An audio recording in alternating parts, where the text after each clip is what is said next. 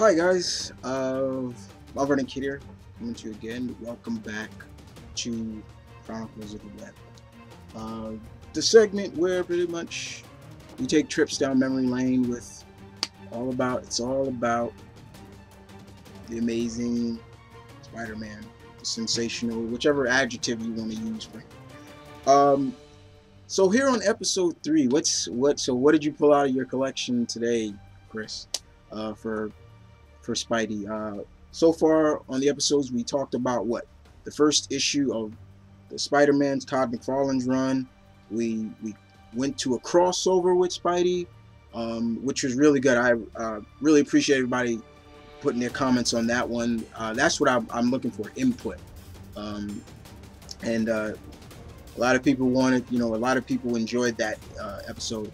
One person even asked, will I talk about the second crossover between the two icons? I said you'll probably see it. So, but it's still a crossover. It still has Spider-Man, and so because I think that's technically a Batman crossover. Like the first one's more of a Spider-Man. This one's more of a Batman, but still it's a crossover nonetheless. I'll talk about it on there.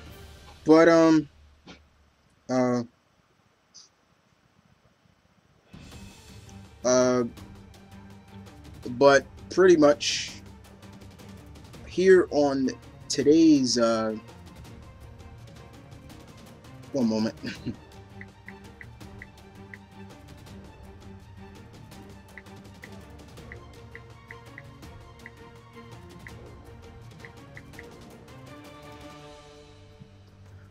Sorry about that, texting someone. But pretty much here on today's issue, and I'm sorry I'm forgetting not to wear my Spidey shirt. Usually I'll try to always wear my Spidey shirt for the Chronicles of the Web, but here today I'm here to talk about an issue of Spider-Man. We're going to the Web of Spider-Man. Remember that series, the Web of Spider-Man? Remember back in the 90s there were 4 monthly titles for Spidey? Amazing, Spectacular, Spider-Man, and Web. Yeah, I pulled out a Web issue for this time around, and that Web issue is Web of Spider-Man 108. Spidey versus Sandstorm. You guys remember that villain, Sandstorm? Check it out. Yeah. Also guest starring Sandman and Quicksand. This bad boy came out in the 90s because look at the price. If you can get a good look at that price, $125. Good God. This issue back in the 90s, guys. Spidey had a lot of like one and done villains that never returned. They were either one and done, they were maybe accidents, and at the end of the issue they were cured, and then there was always and then sometimes there was another side story in the issue that pretty much dealt with maybe a character that is kind of from the Spider-Man universe or not. This is a prime example of this. Pretty much this is a prime example of what I'm talking about. So let's talk about this bad boy for a minute. Alright, first of all, the cover. Let's talk about the cover in a sense. I didn't talk about the covers with the last 2 issues too much, but the cover is pretty kind of epic. Is it misleading? No, it's not, because they kind of throw down in this, but Spidey's not, it's not one-on-one. It's actually Spidey and Sandman in this versus Sandstorm and Quicksand. She was another like sand-based villainess. She's kind of like Sandman, but she's a villainess that she's still around too. She's still around. But in this issue alone, basically, in this issue, we see that ESU has a bit of a secret to them. There's a little bit of a secret. ESU, Empire State, one of the the fictional universities in the Marvel universe. It's supposed to be NYU, but it's called Empire State, you know, whatever. But you know, the other, as you all know, the other universities are still in the Marvel universe. But in this, there's a deep dark secret that NYU was having experiments, placing experiments, and unfortunately, a student was on the experiment. He was in the wrong place at the wrong time. He got caught in the explosion of the experiment, and he turned into this guy right here, Quicksand. His real name is Tony Traynor, I believe I'm saying it right. I'm gonna show you a little bit of a little bit, of course, as always, I show a little bit of, the artwork and things like that. And in this issue alone, it's Spidey dealing with the problems of ESU. You know, it's on ESU campus, and not only Spidey's there to deal with it, Sandman is here. Now you got to remember, at one point Sandman was actually an Avenger, and he reformed, and because he was hanging around, he started rolling with Silver Sable at the time. And in this issue alone, we see that Sandman is actually here to help Spider-Man. Sandstorm is so powerful, he can literally hurt Sandman physically, even in his sand form, which was like, whoa, that's like not with water or anything like that, just physical force. That's powerful. And he's so powerful that Sandman can't reform as quick as he usually can. And as you got Quicksand who's kind of motivating the young Tony Taylor to embrace his new powers, in a sense. Almost in a sense, she's the Sith, while Sandman and Spidey are like the Jedi, trying to tell him, calm down, let us help you. Sandman's telling him, look, I've been there, kid, let me help you. Things like that, saying, Quicksand is basically saying, basically enjoying the dark side and things like that. And it kind of showcases that, and it's really well told, in a sense of, especially the way they portrayed Sandman in this really well. I loved how they portrayed Sandman in this. Now, like I said, the writer of this is Terry. I hope I'm pronouncing. I don't want to butcher your name. Terry Tavanaga. I hope I'm saying it right. And artwork is done by Alex Savaku. If I butchered your name, so I apologize. But ESU is a mess. You can see here the labs are just a mess.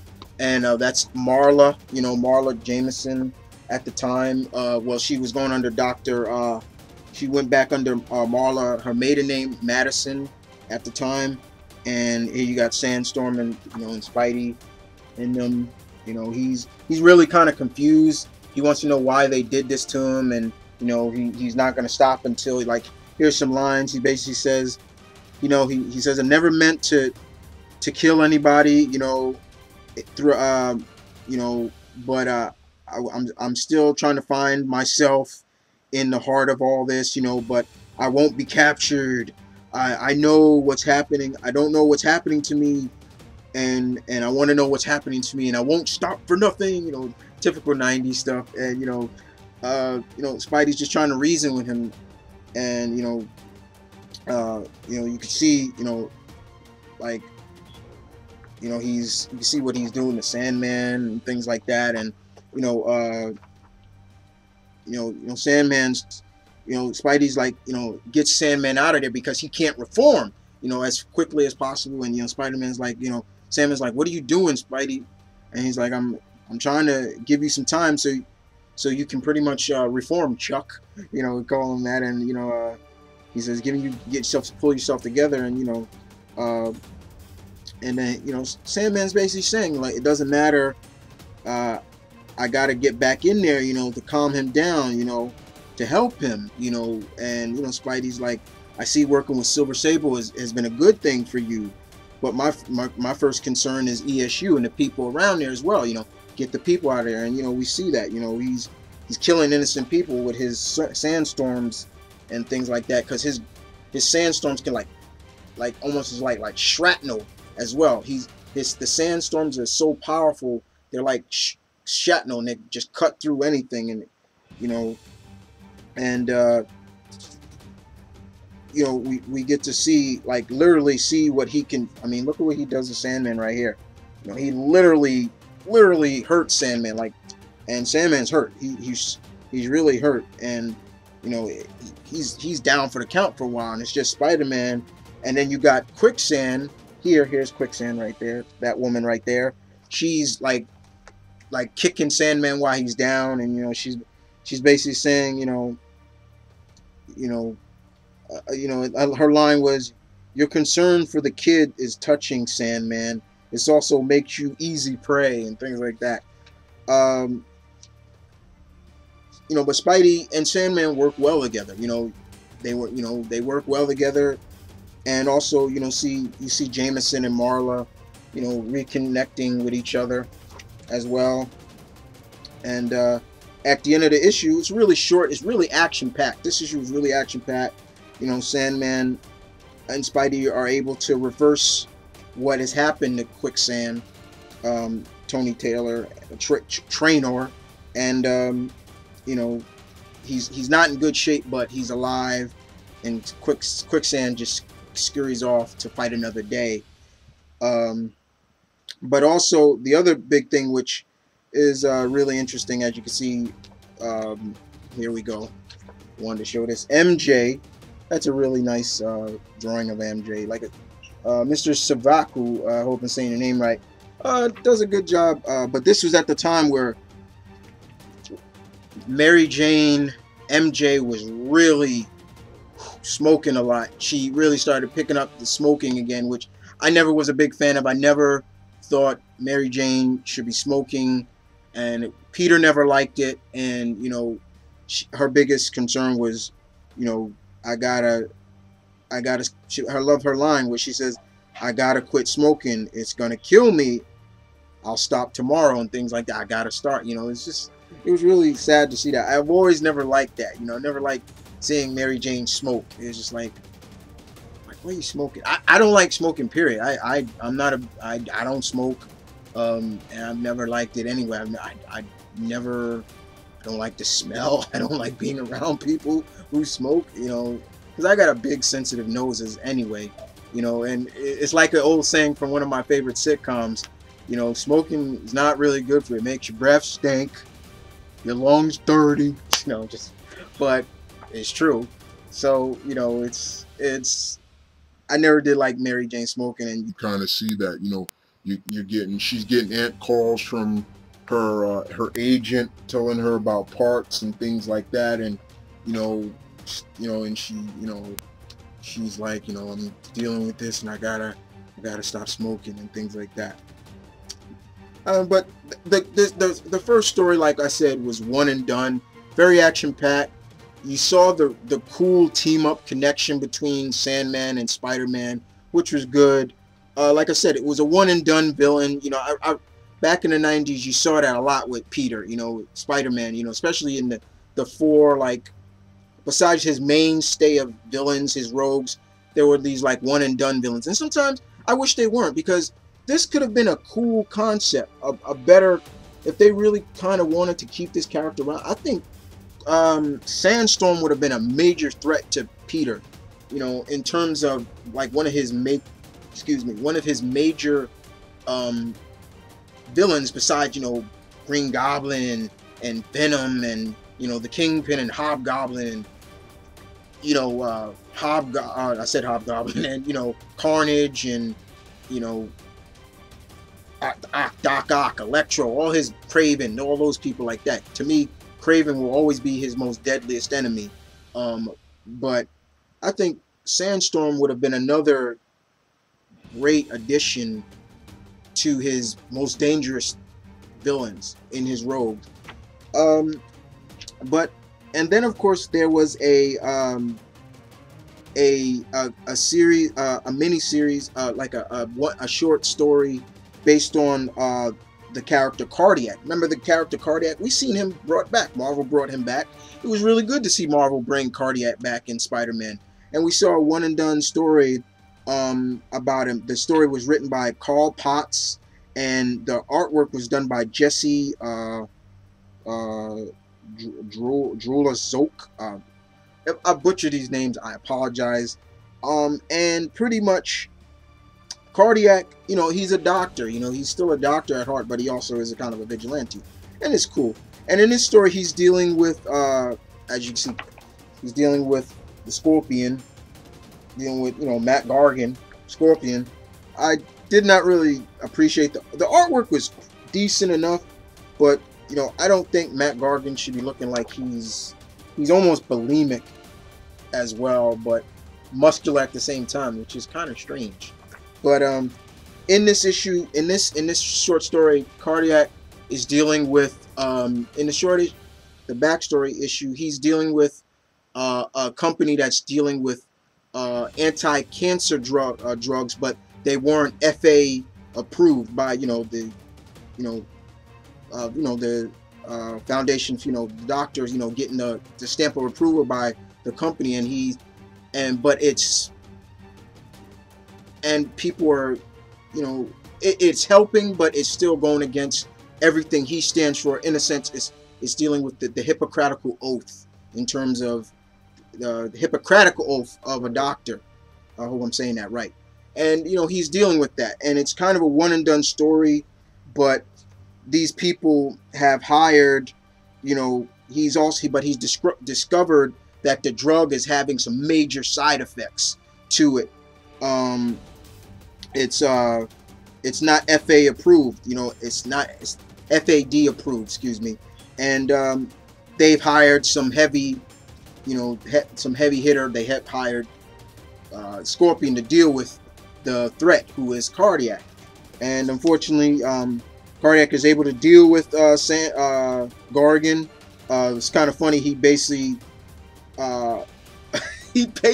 welded, as you can see right here, he welded Scorpion's tail to the wiring of an elevator, and the elevator's going down, and Scorpion gets synced into the elevator. It doesn't kill him, but it was a good diversion. Get him so he can get to the main head of the guy, and the guy's just like, wait, I'll read it right here for you. He's like, wait, if you kill me, the jobs of hundreds of honest, hard-working employees will be jeopardized.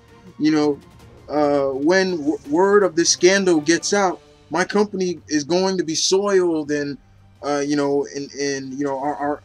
company, and all the value of all the valuable medicine, supply of patients who use the medication, things like that. And he's like, and Carter's like, he's like, maybe you kind of look at it like, if you first read it, you're like, okay, you're not buying this crap, are you, Cardiac? And you know what I'm saying. He's you can see like the dude's sweating shitstorms here. Look at this. Like you can see he's sweating bullets, and he's like, he's basically like, what I'm saying is true. And Cardiac's like, yes, but a major act of malevolence, inhumanity must be punished. And he shoots him with his, his rod, kills the guy. But basically, he buys the shares of the company that, and pretty much keeps all the workers employed, which was really cool. It's like he still did a good deed in a sense. He may have taken out the bad, the corrupt, blue, white collar dude, but he did still do a good thing for the, the workers, the honest workers. And that was a good one and done story. I really enjoyed that. It was really fun to reread this bad boy again. But overall, Web of Spider-Man number 108, very interesting indeed. If you remember this issue, tell me what you thought about this. If you need to go, you know what?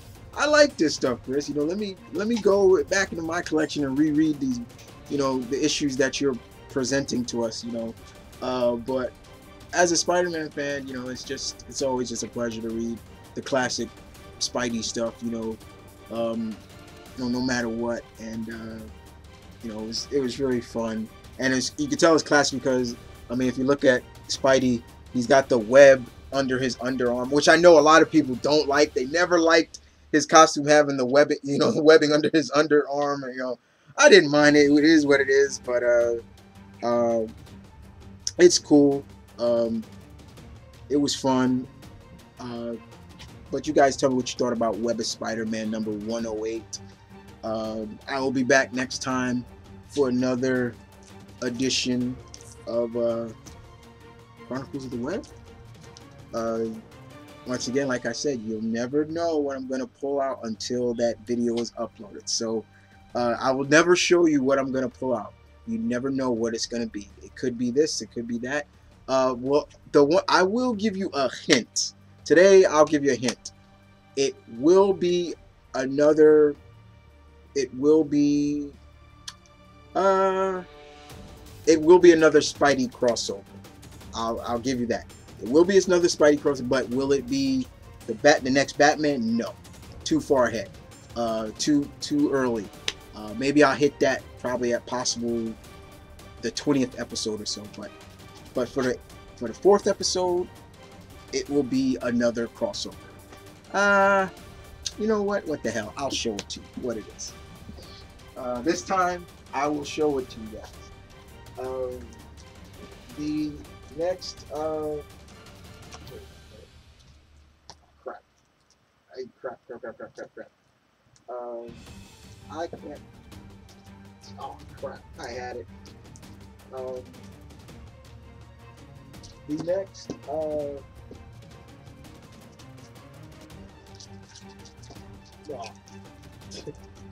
Don't mind me, guys.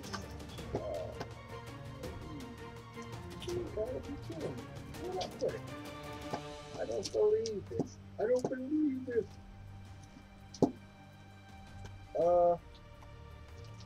I don't believe this.